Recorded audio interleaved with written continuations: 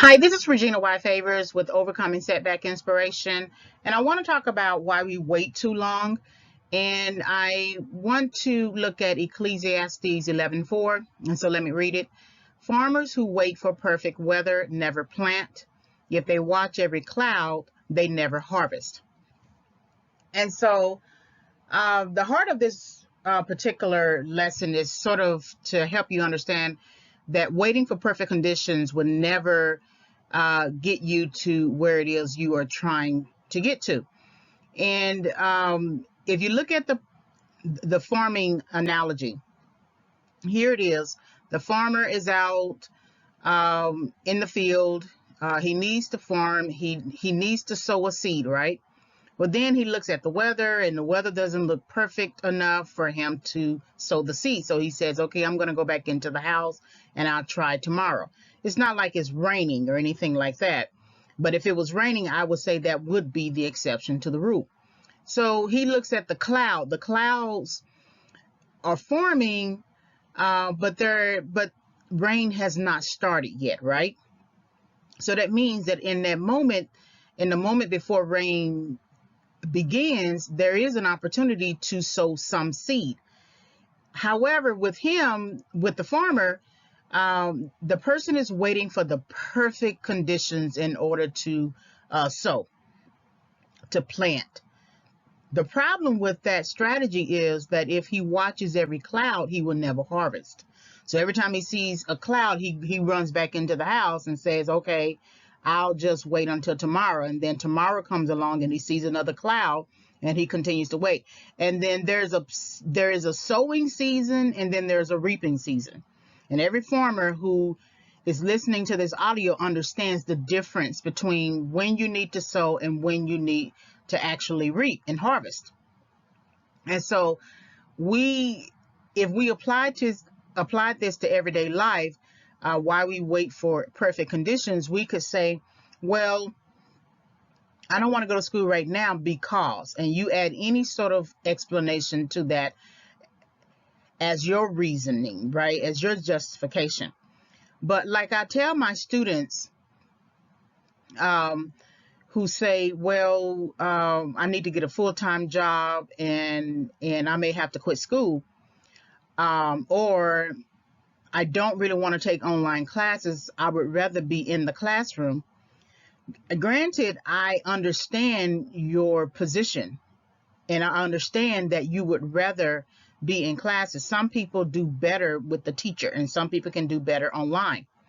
The problem is that if you don't keep something going with your schooling, for example, you're going to put something else in its place. So what I usually advise my students is take one class so that you stay connected to the college.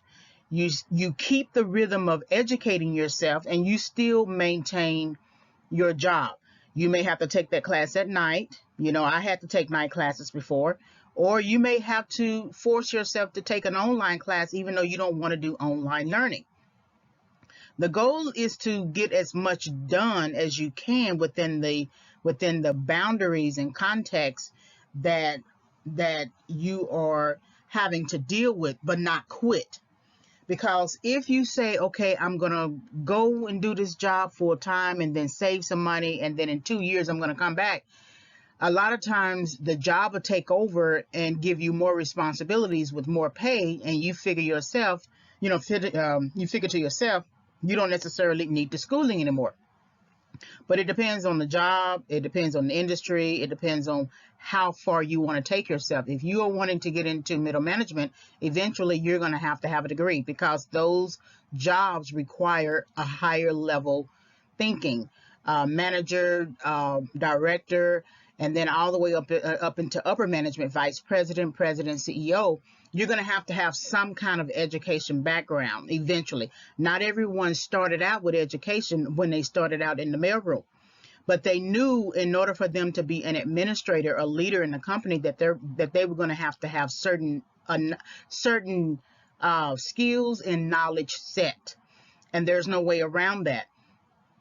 even if you have your own company and you reach the heights towards entrepreneurship and you become a serial entrepreneur, even that person still had to sit down with pen, pad, and book and learn something, because how were they able to take themselves up to the next level?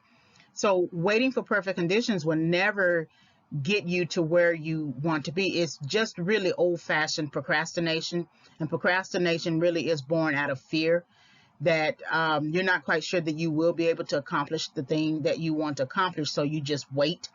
You may avoid, you may be anxious. So usually a person who avoids tends to be a person who doesn't want to fail. And so if they just avoid it, they can maintain the success that they have already achieved in their head. When you tend to be anxious, you are anxious about how well you might do or how well you might not do. You might not necessarily fail, but you don't want to look bad. And so you can look up many different types of procrastinators, right, for more information. But this is really about procrastination, because if you don't plant anything, you can't harvest anything. That means you can't sell anything. So now that throws your whole finances into a disordered mess. And if you're not funding your farm by selling your product, you're going to go out of business. That's the same thing in anything that you are trying to accomplish. You wanting to wait for perfect conditions. Okay, well, I just need to wait till I get home to study. And there are times you do need to be in the right place for study. For me, when I'm reading something for the very first time, I need to have silence. I do. I can't have a lot of distractions.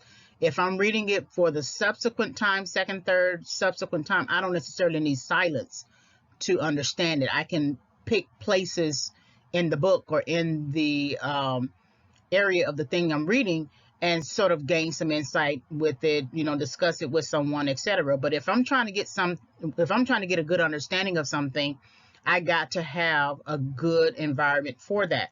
But I was, the type of person who waited too long to read something, waited too long to get a good understanding. And so that by the time I had to harvest, meaning that I had to use that knowledge or the knowledge that I was supposed to have, I couldn't. I was limited. Pay attention to people who are limited, how they respond to problems, conflicts, and strategies.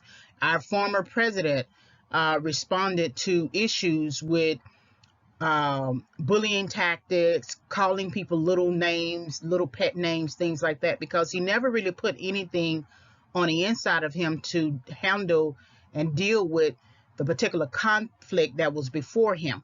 Sure, he had a company. Sure, he had the billionaire status, but he lacked the knowledge because he was more ceremonial than he was master. And so farmers who wait for perfect conditions often never plant, and then they never harvest. So they never accomplish the things that they need to accomplish within the season and timing that they need to accomplish them. So take heart. Think about this in areas of your own life where you are waiting too long. And there is a time where you have to wait. That might be considered a setback for you if you had planned to move forward with something.